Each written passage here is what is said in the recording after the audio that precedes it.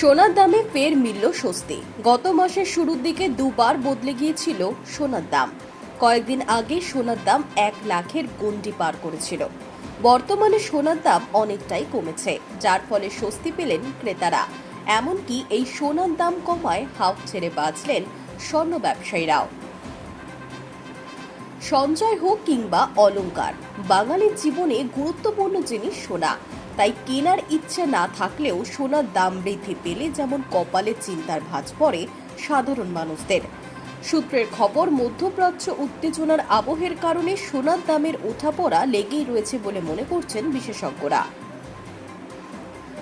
22 carat 1 গ্রাম hallmark সোনার দাম 15,435 টাকা। 22 ক্যারেট 10 গ্রাম হলমার্ক সোনার দাম 1,54,350 টাকা। বৃহস্পতিবার 24 ক্যারেট 1 গ্রাম পাকা সোনার দাম 16,240 টাকা। 24 ক্যারেট 10 গ্রাম পাকা সোনার দাম 1,62,400 টাকা। এছাড়া আজ 1 গ্রাম 24 ক্যারেট পাকা সোনার বাটের দাম 16,100 টাকা। 10 গ্রাম 24 ক্যারেট পাকা সোনার বাটের দাম 1,61,000 টাকা। সোনার পাশাপাশি আজকে রূপোর দাম এক ঝলকে দেখে নেওয়া যাক। 100 গ্রাম খুচরো রূপো কিনতে হচ্ছে 24,490 টাকা দিয়ে।